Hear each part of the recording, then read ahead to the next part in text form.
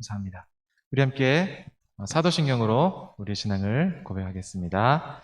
전능하사 천지를 만드신 하나님 아버지를 내가 믿사오며 그 외아들 우리 주 예수 그리스도를 믿사오니 이는 성령으로 잉태하사 동정녀 마리아에게 나시고 본디오 빌라도에게 고난을 받으사 십자가에 못 박혀 죽으시고 장사한 지 사흘 만에 다시 살아나시며 하늘에 오르사 전능하신 하나님 우편에 앉아 계시다가 저리로서 산자와 죽은 자를 심판하러 오시리라.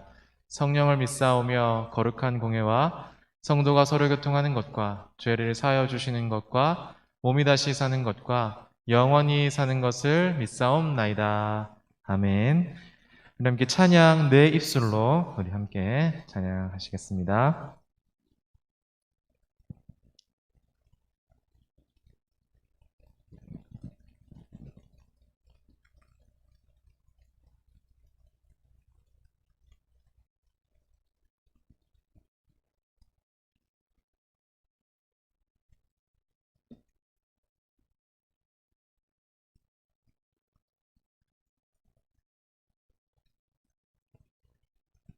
그래요?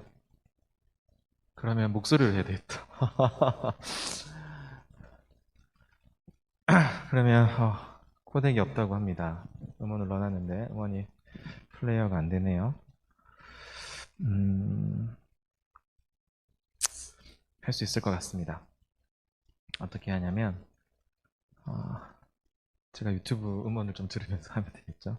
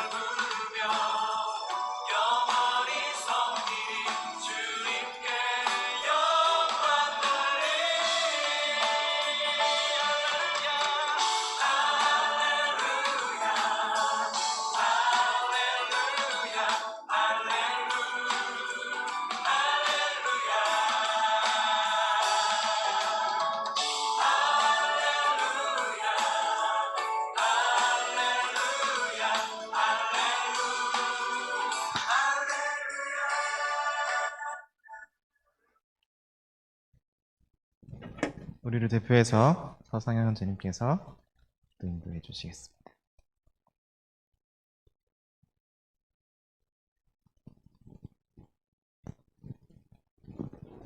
기도하겠습니다. 하나님 아버지 감사합니다. 오늘도 이렇게 예배에 참여할 수 있게 해주셔서 감사합니다. 온라인으로 오프라인으로 참여하기가 참 어려운 환경인데도 저희를 이곳까지 이끌어주시고 언제나 주님의 말씀을 들을 수 있는 그런 의지를 주시며 감사합니다.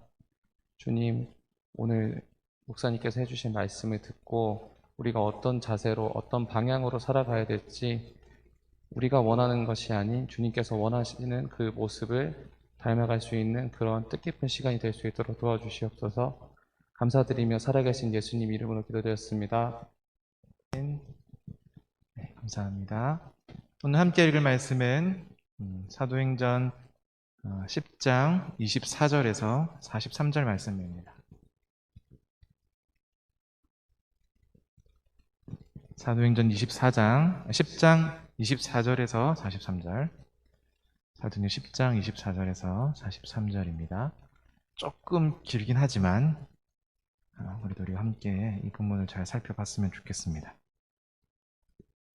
사도행전 10장 24절에서 43절 말씀, 우리 청년들 눈으로 따라와 주시고 제가 한번 24절부터 43절까지 쭉 읽도록 하겠습니다. 여러분들 어디에 여러분들의 생각과 마음과 또 어떤 이미지가 머무는지를 한번 좀 잘 살펴봐 주십시오. 말씀을 통해서. 24절, 이튿날 가이사라에 들어가니 고넬료가 그의 친척과 가까운 친구들을 모아 기다리더니 마침 베드로가 들어올 때에 고넬료가 맞아 발 앞에 엎드려 절하니 베드로가 일으켜 이르되 일어서라 나도 사람이라 하고 더불어 말하며 들어가 여러 사람이 모인 것을 보고 이르되 유대인으로서 이방인과 교제하며 가까이 하는 것이 위법인 줄은 너희도 알거니와 하나님께서 내게 지시하사 아무도 속되다 하거나 깨끗하지 않다 하지 말라 하시기로 부름을 사양하지 아니하고 왔노라. 묻노니 무슨 일로 나를 불렀느냐? 고넬료가 이르되 내가 날 전 이맘때까지 내 집에서 제 구시 기도를 하는데 갑자기 한 사람이 빛난 옷을 입고 내 앞에 서서 말하되 고넬료야 하나님이 내 기도를 들으시고 내 구제를 기억하셨으니 사람을 욥바에 보내어 베드로라 하는 시몬을 청하여 그가 바닷가 무두장이 시몬의 집에 유숙하느니라 하시기로 내가 곧 당신에게 사람을 보내었는데 오셨으니 잘하였나이다. 이제 우리는 주께서 당신에게 명하신 모든 것을 듣고자 하여 다 하나님 앞에 있나이다. 베드로가 입을 열어 말하되 내가 참으로 하나님의 사람의 외모를 보지 하나님은 사람의 외모를 보지 아니하시고 각 나라 중 하나님을 경외하며 의를 행하는 사람은 다 받으시는 줄 깨달았도다. 만유의 주 되신 예수 그리스도로 말미암아 화평의 복음을 전하사 이스라엘 자손들에게 보내신 말씀 곧 요한이 그 세례를 반포한 후에 갈릴리에서 시작하여 온 유대에 두루 전파된 그것을 너희도 알거니와 하나님이 나사렛 예수에게 성령과 능력을 기름 붓듯 하셨음에 그가 두루 다니시며 선한 일을 행하시고 마귀에게 눌린 모든 사람을 고치셨으니 이는 하나님이 함께 하셨음이라. 우리는 유대인의 땅과 예루살렘에서 그가 행하신 모든 일의 증인이라. 그를 그들이 나무에 달아 죽였으나 하나님이 사흘 만에 다시 살리사 나타내시되 모든 백성에게 하신 것이 아니요 오직 미리 택하신 증인 곧 죽은 자 가운데서 부활하신 후 그를 모시고 음식을 먹는 우리에게 하신 것이라. 우리에게 명하사 백성에게 전도하되 하나님이 살아있는 자와 죽은 자의 재판장으로 정하신 자가 곧 이 사람인 것을 증언하게 하셨고 그에 대하여 모든 선지자도 증언하되 그를 믿는 사람들이 다 그의 이름을 힘입어 죄의 사함을 받는다 하였느니라. 아멘. 오늘 본문이 조금 길었습니다. 여기 뒤에 꽃이 엄청 예쁘게 나오네요. 24절 말씀해 보니까 이튿날 가이사라에 들어갔다. 그리고 고넬료가 그의 친척과 가까운 친구들을 모아서 기다렸다라고 말합니다. 고넬료가 누구를 기다린 거예요? 고넬료가 누구를 기다렸죠? 그렇죠. 베드로를 기다리고 있었습니다. 우리가 1년 365일을 살아가죠. 또는 우리 연수가 길면은 100세 시대라고 하니까 100세 또는 짧으면 한 6, 70세, 80세까지 사니까 여러 날이 우리 삶 가운데 있을 수 있지만 오늘 이 본문에서 이 날은 굉장히 중요한 날처럼 보여요. 왜 그럴까를 한번 좀 더 살펴보도록 하겠습니다. 25절에 보니까 마침 베드로가 들어올 때에 고넬료가 맞아서 발 앞에 엎드렸다라고 말합니다. 베드로가 왔는데 왜 고넬료가 베드로의 발 앞에 엎드려서 절했을까요? 똑같은 사람이잖아요. 근데 왜 고넬료가 베드로 앞에 이렇게 엎드렸을까? 아무래도 사도니까 베드로는 여러 소식들을 많이 들었겠죠. 병자도 낫게 하고 사람도 고치고 또 복음을 전할 때마다 많은 사람들이 복음을 듣기도 하고 그런 이적과 기사들이 많이 났기 때문에 아마 그 소문을 들은 고넬료 입장에서는 뭐라고 할까요? 신처럼 느껴졌을 거예요. 이 베드로가 이 당시에는. 그죠? 그래서 아마 이렇게 엎드려서 자신의 모든 어떤 경이감들을 다 표현하고 있습니다. 중요한 것은 마침내 간절히 기다렸던 고넬료가 베드로를 만났다라는 거예요. 26절에 그 상황들을 잘 묘사해 주고 있습니다. 그런데 베드로가 이렇게 말해요. 베드로가 일으켜 이르되 일어서라. 뭐라고 하죠? 자기 자신을 나도 사도이기 이전에 사람이다 라고 말합니다. 겸손하게 고넬료 앞에 말하고 그 엎드려 있던 고넬료를 일으켜 세우는 이미지가 좀 그려지시죠. 일어서라 나도 사람이라. 그 단순히 볼 때는 얼마나 그가 그 고넬료가 깊이 엎드려 절했으면 어떤 신에 대한 예배 형태 같은 모습으로 이렇게 완전히 엎드려서 절했던 것 같아요. 이제 이 고정관념들이 깨어지는 소리가 들립니다. 베드로가 말하죠. 28절과 29절에 이르되 유대인으로서 이방인과 교제하면서 가까이 하는 것이 뭐다?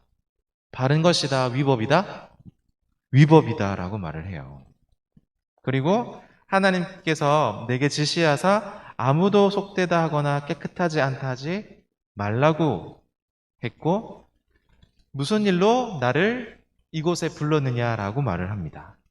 자, 이 이야기들은 이제 계속해서 풀어가 볼 거예요. 신앙과 생활에 있어서 최고의 권위자는 누구일까요? 하나님 자신이십니다. 우리가 신앙생활할 때 우리의 권위를 누구에 둬야 되냐면 뭐 여러 사람들한테 둘 수도 있겠죠. 그런데 그것이 아니라 오늘 성경은 일관되게 말하는데 하나님을 우리의 신앙생활의 중심에 두고 그 하나님의 권위를 따르라라고 말하고 있습니다. 돌아설 줄 아는 바로 여기에 여호와 경외의 신앙인의 모습이 있는 것이죠. 죄인이기 때문에 절망하는 것이 아니라 돌아서지 못하는 죄인이기 때문에 사실은 우리가 더 절망하는 겁니다. 우리 모두가 다 사실은 죄인이잖아요. 그죠? 근데 중요한 거는 돌아설 줄 알아야 돼요. 돌아설 줄 알아야 돼요. 그런데 죄인인 것을 인정하면서 돌아서지 않는 사람, 사실은 그것이 우리를 더욱더 절망하게 만듭니다. 오늘 이 고넬료와 베드로는요, 하나님의 역사하신 일을 서로 나눕니다. 29절 하반절에 보면 무슨 일로 나를 불렀느냐라고 베드로가 고넬료에게 말해요. 이렇게 베드로의 질문 앞에 고넬료가 대답한 내용이 30절과 33절에 이어서 쭉 나옵니다. 제가 한번 읽어드릴게요. 고넬료가 이르되 내가 날 전 이맘때까지 내 집에서 제9시 기도를 하는데 갑자기 한 사람이 빛난 옷을 입고 내 앞에 서서 말하되 고넬료야 하나님이 내 기도를 들으시고 내 구제를 기억하셨으니 사람을 요바에 보내어 베드로라 하는 시몬을 청하여 그가 바닷가 무두장의 시몬의 집에 유숙하느니라 하시기로 내가 곧 당신에게 사람을 보내었는데 오셨으니 잘하였나이다. 이제 우리는 주께서 당신에게 명하신 모든 것을 듣고자 하여 다 하나님 앞에 있나이다 라고 말해요. 자, 공통분모가 있죠. 그것은 뭐냐면 하나님께서 나에게 역사하셨다라는 공통분모가 있어요. 베드로에게도 하나님께서 역사하셨고 고넬료에게도 하나님께서 역사하셨습니다. 성도들의 대화의 삶에 공통분모가 있는데 그것이 바로 하나님이어야 해요. 하나님. 그리고 우리가 목장 모임을 하거나 또 만나서 이야기할 때 일반적인 이야기들을 많이 할 수 있죠. 그것이 나쁘다고 말하는 게 아니라 하나님의 역사하심, 또 하나님의 은혜, 하나님의 베푸심, 하나님께서 우리의 죄를 사하여 주심, 또 날마다 나에게 일용할 양식을 주심, 이러한 이야기들을 하는 것은 너무 좋은 일입니다. 그런데 중요한 것은 단순히 이런 것에 머물러 있으면 안 돼요. 단순히 신앙생활만 상담하고 나누고 대화하고 묵상하고 이런 것이 아니라 우리의 지경을 넓혀가야 한다는 의미에서 이 말을 하려고 합니다. 우리의 관심과 폭과 대화의 주제가 좀 넓혀져야 한다는 것을 말씀드리기 위해서 이 얘기를 해요. 우리가 수련회 때 과학과 신학이 대화했죠. 왜 그런 시간을 가졌을까요? 역시 과학은 정답이 안 내려주니까 좀 필요 없는 거야. 역시 하나님이 최고야. 이런 생각을 가지려고 우리가 그 시간을 가졌을까요? 아니죠. 과학도 하나님께서 우리에게 주신 일반 은총 영역 중에서 중요한 탐구의 영역이 된다는 것을 말하기 위해서 그 시간을 가졌던 거예요. 그래서 어떤 지체들은 이 과학과 신앙이 어떻게 결합되는지 몰라서 좀 되게 고민했었는데 이 시간들을 통해서 더욱더 과학에 관심을 기울이고 좀 탐구하도록 해야겠다라고 말하는 지체들도 있었어요. 저는 그 관점이 바로 이번 수련회를 특강을 하면서 우리가 가져야 할 관점이라고 생각했었거든요. 근데 그 친구는 답을 찾은 거예요. 그것을 통해서. 우리의 신앙의 본질이 바로 그런 거예요. 우리의 삶의 모든 문제들까지 우리의 신앙의 영역이 넓혀져야 된다는 거예요. 예를 들어서 정치나 경제나 사회나 문화, 역사, 지리, 많은 것들이 있잖아요. 그죠? 이 외에도 아마 다양한 것들이 있을 거예요. 이런 폭넓은 내용들을 자유롭게 주제로 삼을 수 있을 만큼 우리의 관심의 눈들이, 우리의 신앙의 눈들이 확장되어져야 한다는 거예요. 그저 교회 오면 교회 얘기하는 건 너무 좋아요. 그런데 교회 얘기도 하면서 우리의 삶 가운데 일어났던 여러 다양한 주제들의 이야기도 함께 할 수 있어야 한다는 말입니다. 교회 왔으니 교회 얘기만 하자. 이게 아니라 삶의 다양한 얘기. 일례로 예를 들어서 정인이 사건 같은 거 있잖아요. 아동 복지 차원에서 또 학대 차원에서 우리가 신앙으로 어떻게 해석해내고 또 어떻게 말해야 할지를 고민해 보는 거죠. 그냥 스쳐 흘려보내지 말고 하나님께서 천하를 한 영혼을 천하보다 귀하다고 말씀하셨잖아요. 그럼 그렇게 아동이 학대되고 죽음에 이르게 되었을 때 우리는 그러면 어떻게 할 수 있을까를 함께 신앙 안에서 이야기 나눌 수 있게 된다는 거예요.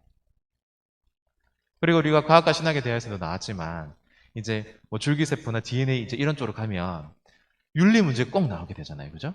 이 윤리 문제들 가지고도 고민해봐야 돼, 같이. 신앙 안에서. 아, 이거는 뭐 다른 사람 영역이니까, 이거는 얘기하면 복잡하니까, 이건 신앙과 별로 관련 없는 얘기니까 하고 이렇게 제쳐놓지 말고 우리가 신앙 안에서 함께 계속해서 이런 고민들을 해 나가야 한다. 조금 있으면 이제 우리가 살고 있는 서울시에 서울시장도 뽑잖아요. 그죠? 그럼 정치적인 얘기도 할 수 있겠죠. 제가 말하는 거는 이게 맞다, 안 맞다를 얘기하라는 게 아니라 신앙 안에서 이런 것들을 건전하게 토론할 수 있는 넓은 신앙 영역들이 우리 가운데 있었으면 좋겠다라는 측면에서 말씀을 드리는 거예요.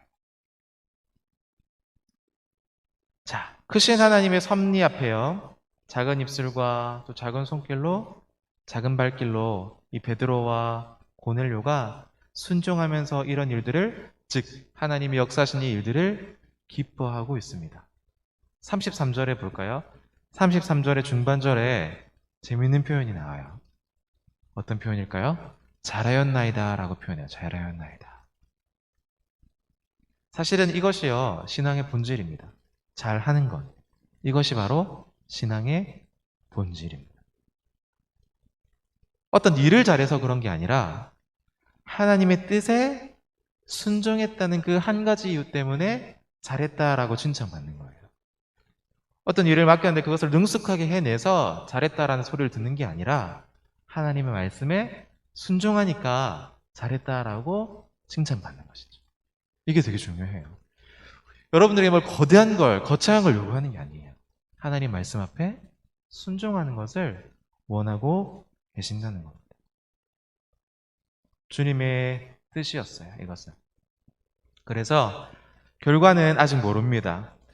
이렇게 잘하였다라고 했지만 앞으로 어떤 일들이 이들의 삶 가운데 펼쳐질지 아무도 몰라요.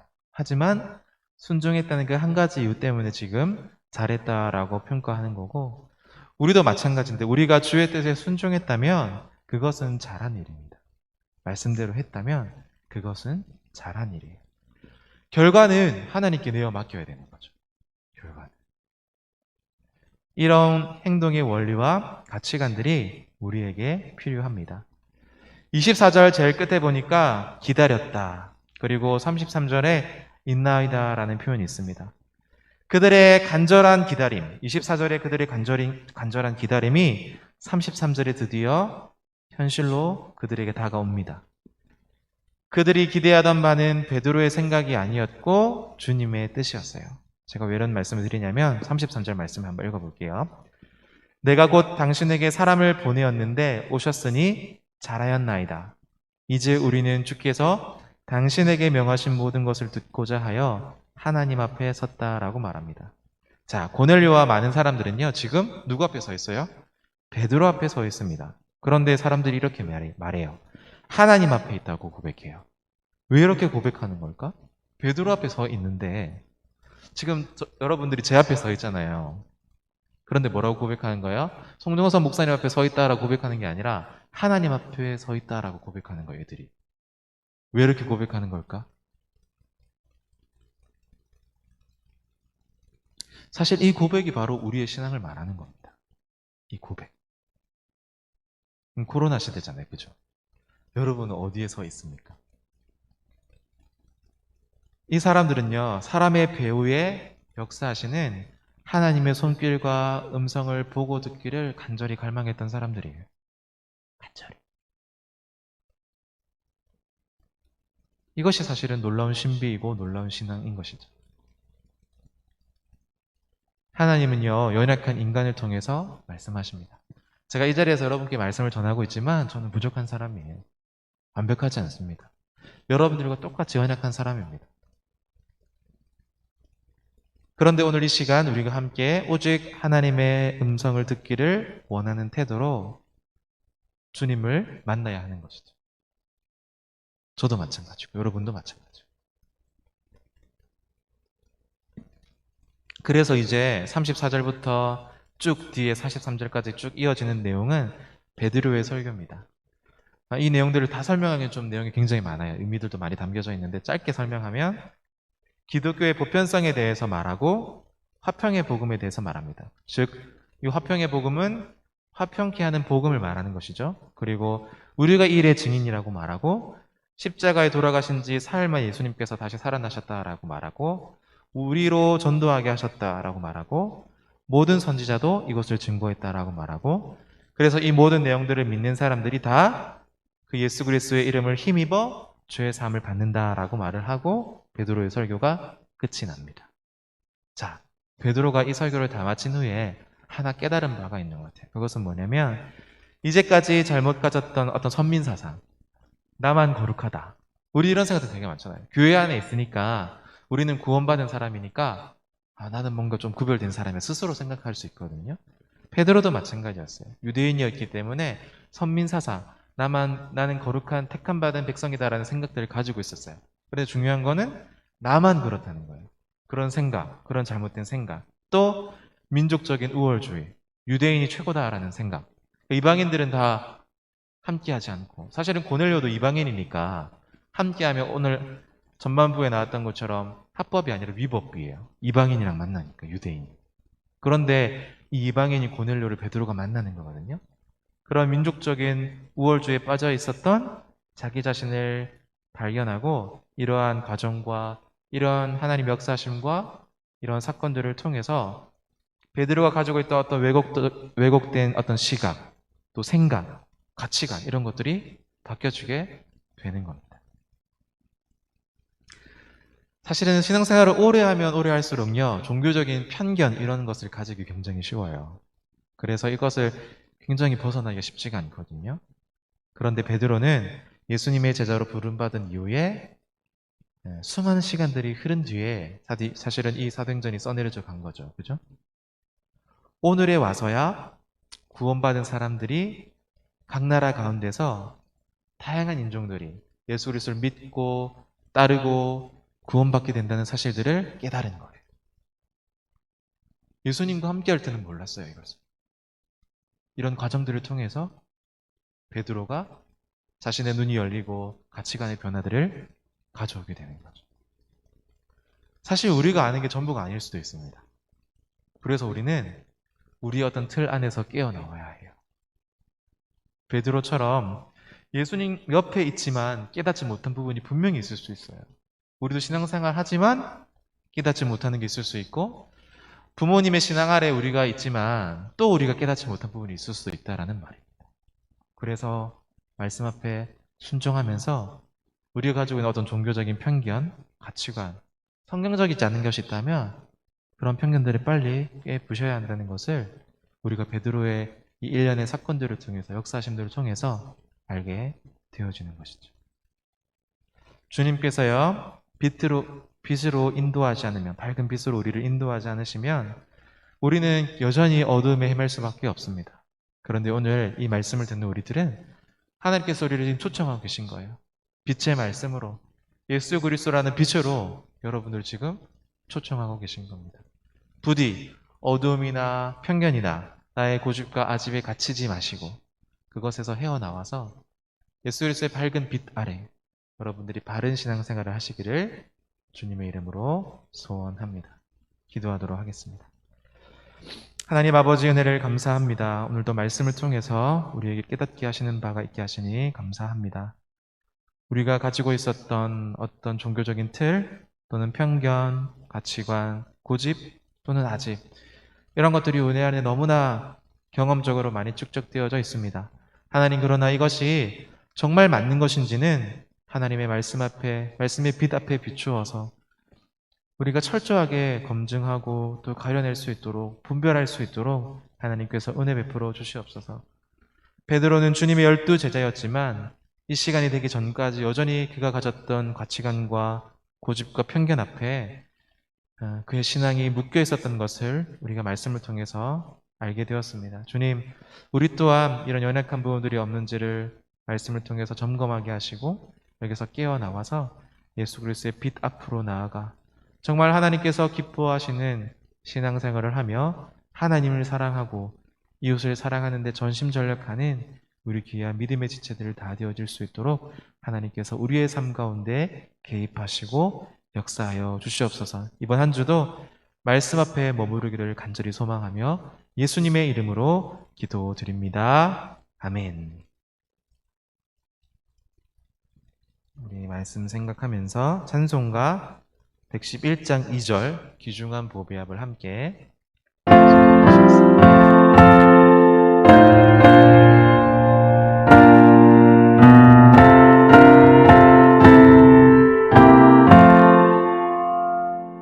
한없이 우리가 받은 것을 감사히 바치세.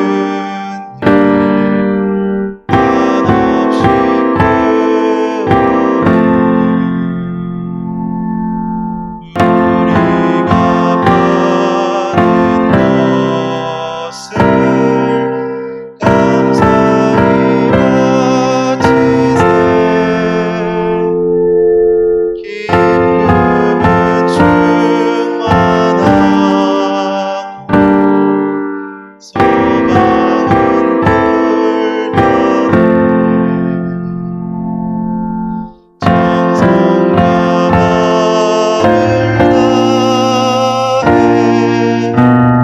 불변해 정성과 마음을 다해 경배를 드려진 예물을 위해서 함께 기도하도록 하겠습니다. 사랑의 주님 아버지, 은혜를 감사합니다. 우리 사랑하는 청년들 어디에서 무엇을 하든지 오늘 이 시간을 기억하고 또 함께 주 앞에 나와 예배하며 우리의 모든 것 주님의 것이다 고백하며 구별하여 헌금 올려드리오니 이 헌금 기쁘게 받아 주시옵소서. 드린 손길마다 하나님께서 기억하여 주시고 날마다 우리의 삶 가운데 하나님을 깊이 묵상하며 우리의 생각과 우리의 경험과 우리의 편견과 가치관이 아니라 하나님께서 말씀하시는 대로 순종하며 나를 변화시켜 나아가는 귀한 지체들이 되어질 수 있도록 하나님 시간 역사하여 주시옵소서. 뿐만 아니라 드리는 모든 손길 위에 하나님의 은혜가 날마다 충만하게 하여 주시옵소서. 예수님의 이름으로 기도드립니다. 아멘. 우리 함께 주기도문으로 모든 예배를 마치겠습니다.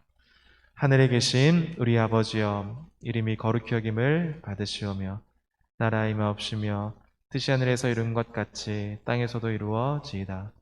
오늘날 우리에게 일용할 양식을 주옵시고 우리가 우리에게 죄 지은 자를 사하여 준 것 같이 우리 죄를 사하여 주옵시고 우리를 시험에 들게 하지 마옵시고 다만 악에서 구하옵소서. 이게 나라와 권세와 영광이 아버지께 영원히 있사옵나이다. 아멘. 네, 감사합니다. 광고하도록 하겠습니다. 계속해서 주일 오후 1시 3층 본당에서 예배드리고 있고요. 오늘 이렇게 셋, 넷, 다섯, 여섯, 7분께서 오프라인으로 오셨고 나머지 분들 온라인으로 참여해 주시고 계신데 감사합니다. 계속해서 함께 힘써 예배드리는데 열심히 내주시기를 부탁합니다. 이 시간은 일주일에 딱 한 번 있는 시간이니까요. 우리가 이 시간들에 사모하고 기대했으면 좋겠습니다.